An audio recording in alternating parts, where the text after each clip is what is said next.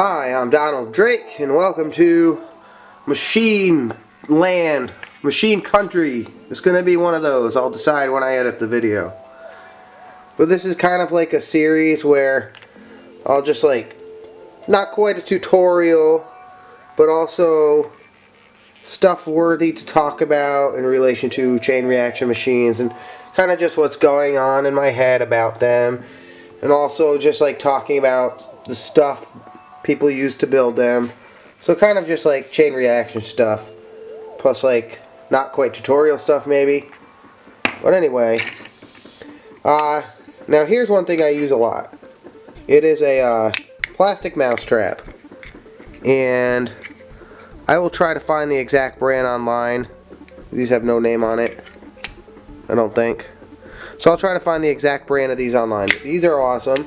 And this is what I use for every trick that flings a marble, or as you've seen in the one bearing path machine, I will use this to actually flick a bearing and make it to keep roll and have it keep rolling. And these were $1 a piece at a junk store, or just a dollar store, crap store. And I haven't found them again, and I'm kind of sad about it because I love them. They're my favorites. And I'll post a link. And this is a new one I just got. It's Super Cat brand. You know, it functions the same exact way, but there are slight differences besides color. The shape of the back. That's one thing I don't like about this model, is that little blip right there. I suppose you could use it to nail it down though, which is good, because sometimes you want this not to move. And but this has the nail thing too. They're kind of the same. I really haven't tested this one out yet. I don't know if it still has the same ball flicking power. Okay, it must have the same ball flicking power. But anyway, I'm going to flat out say it. I think every chain reaction machine builder should have some of these. Everyone who builds chain reactions should go online and buy this. It's so versatile, so useful, contains so much power in so little space. You can get very precise marble chucking action. You can do so many things, like I've put sticks on top of it to shoot the stick up to gain height. You can throw boxes. I mean, these are absolutely superior in every way to those boring wooden mouse traps you see in stores that are like the classic type. This is awesome. Everyone should have this. If you build chain reactions, you should have some of these. I wish I had 20. I only have 7. And 2 of these, 5 of these, maybe 6. But anyway, so I wanted to talk about these a little. Really useful. And also I was going to talk about the checklist I use when I get an object. I just found this thing. It's a, I don't know what it's called, but you light these candles and then the heat and the differential of air pressure or whatever spins this. I'll use it for something. This can also come out. I just might use that alone. But anyway, so that's what all these objects on the table have in common. This object, this satanic dog, the star, this fish paste cube box, this toy car, the gear. Alright, they all have in common, you can all apply the checklist to these objects, and even any other objects like this Satan head over here. So the checklist. I'll put the checklist written down in the description box. So the first question is, can you put a ramp on it? 1. I've put a ramp on this and I rolled it. I haven't used this yet, but you could probably put a ramp on there. You know, this could be a ramp, whatever. 2, can you put a seat on it? Now what a seat is to me anything that holds a marble. So this is a seat. My favorite seats for marbles are Kikkoman soy sauce caps. They're pretty good. But also screw off wine bottle caps are good. But a seat can hold other things. Like, so you could have a seat for this. You would have to probably design it or find something. You could have a seat for this. You could put a seat for this. You could technically have a seat for this. But a seat is anything that kind of cradles and holds the object on your object. So yes, you could put a seat on this.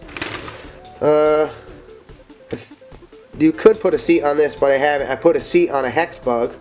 I haven't put a seat on this or this. I haven't used this. Anyway, can you attach a motor to it?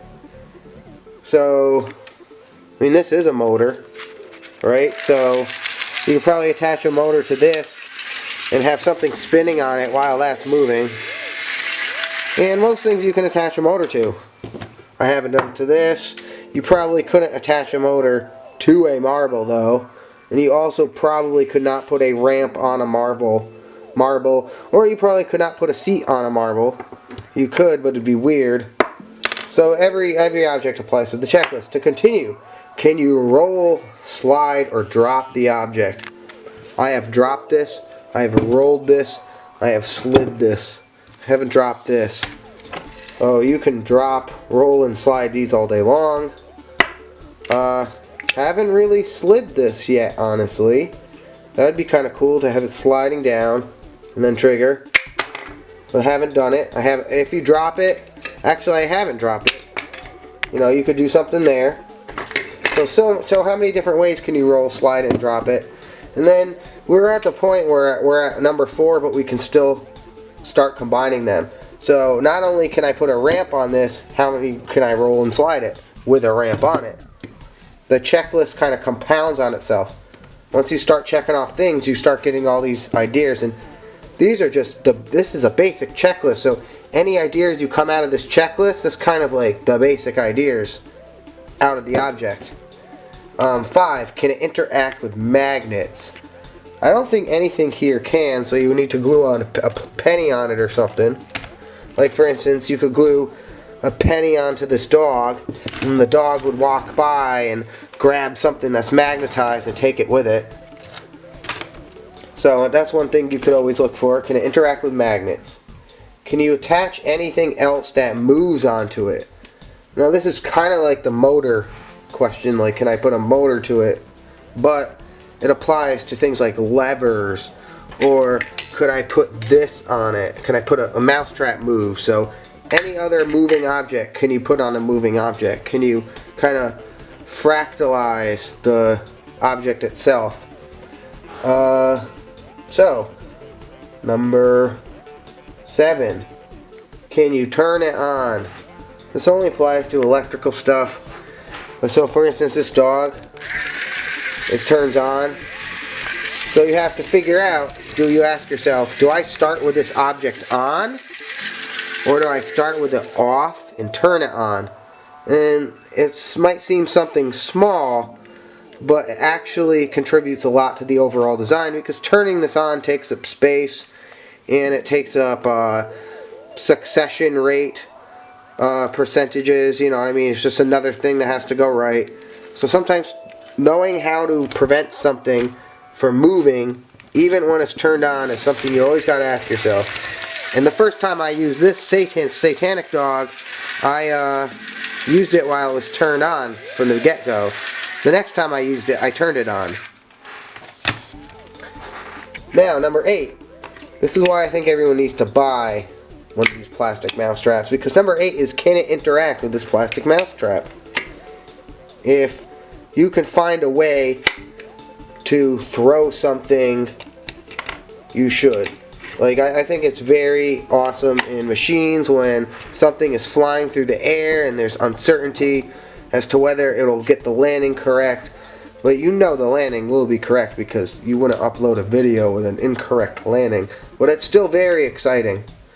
And I think with these, like, I still haven't, sometimes they don't stay open. I haven't thrown a car, I haven't, like, there's just so much you can do with this. So, like for instance, can this dog interact with this? It didn't really do anything. However, these have so much stored up energy, you always have to find a way to incorporate them if you can, because a lot of energy for a little space, a lot of cool things can happen. Can you lift it? This applies to pulleys, weighted levers. Just the action of picking something up in a machine is always pleasing. I always think height gaining is pleasing no matter what. I think dropping stuff has its own sort of charm to it. But I think everyone can agree, most people can agree, it's enjoyable to see the machine start off from somewhere low and end up high and then go low again. 10.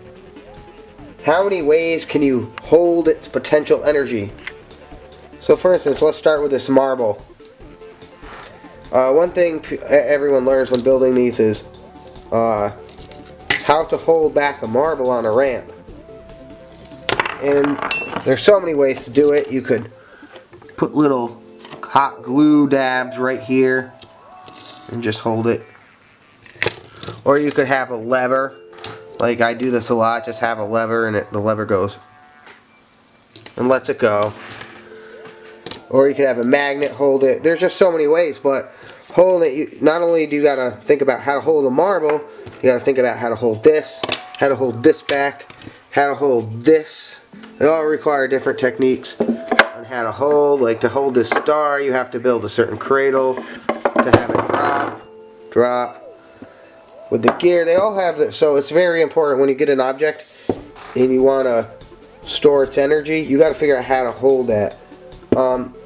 And 11, whatever you think of using these objects, will it look good twice in a row or 3 times in a row? Because there's 2 different types of tricks. There's tricks of, well, there's like maybe 3 different types, but to me the 2 main types of tricks are, like